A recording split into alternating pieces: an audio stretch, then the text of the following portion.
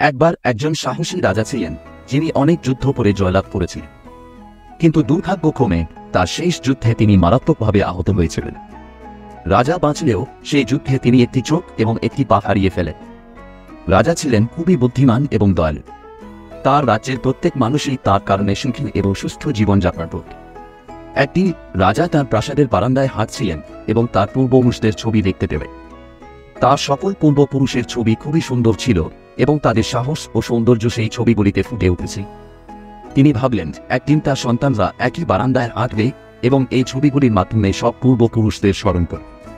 কিন্তু রাজার নিজের কোনো ছবি আঁকা ছিল না। তার শারীরিক অক্ষমতার কারণে তিনি নিশ্চিত ছিলেন না তার ছবি কেমন হবে। সুতরাং তিনি তাঁর রাজ্যের অনেক বিখ্যাত চিত্রকরকে রাজসভায় আমন্ত্রণ জানালেন। তারপর রাজা ঘোষণা করলেন যে তিনি নিজের জন্য একটি সুন্দর ছবি আঁকতে চান যা প্রাসাদে রাখা। যে কোনো চিত্রকর এটি করতে পারবেন, তিনি এগিয়ে আসেন। ছবিটি কেমন হবে তার উপর ভিত্তি করে তাকে পুরস্কৃত করা হবে।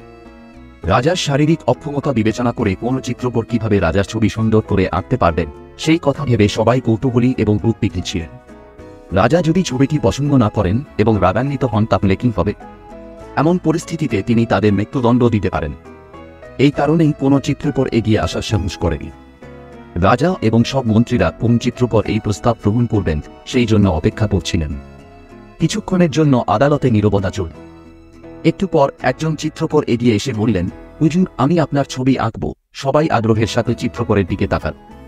প্রত্যেকেরই মনে হলো এই দুর্ভাগ্য চিত্রকরকে বৃথা মেরে ফেলা হবে। চিত্রকর রাজাকে ছবি আঁকার জন্য 1 সপ্তাহের সময় চাইলেন। রাজা খুশি মনে রাজি হলেন। 1 সপ্তাহ পরে অবশেষে সেই দিন এলো যখন চিত্রকরকে রাজার ছবি নিয়ে আসতে হয়।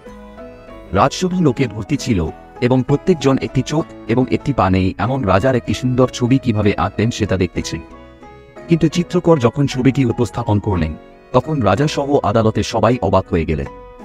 চিত্রকর এমন একটি ছবি আঁকেন যেখানে রাজা এক পাশে ঘোড়ার উপরে বসেছিলেন, তার ধনুক হাতে নিয়ে তীর লক্ষ্য করেছিলেন, তার একটা চোখ বন্ধ ছিল। এটি ছিল এক চমৎকার প্রতিকৃতি। রাজার প্রতিবন্ধকতাকে কৌশলে আড়াল করে চিত্রকর সুন্দর প্রতিকৃতি তৈরি করেছে দেখে রাজা খুব খুশি হলেন। রাজা তাকে পুরো সময়ে সম্মানিত করলেন এবং তাকে অনেক পুরস্কার দিলেন। আমাদের দুর্বলতার পরিবর্তে অন্যের গুণাবলীর দিকে মনোযোগ দিতে শিখতে হবে। যদি আমরা ইতিবাচকভাবে চিন্তা করি এবং মোকাবিলা করি, এমনকি নেতিবাচক পরিস্থিতিতেও, তাহলে আমাদের চিন্তাধারা আশাবাদী হয়ে উঠবে এবং আমরা আমাদের সমস্যাগুলি আরও দক্ষতার সাথে সমাধান করতে সক্ষম হব।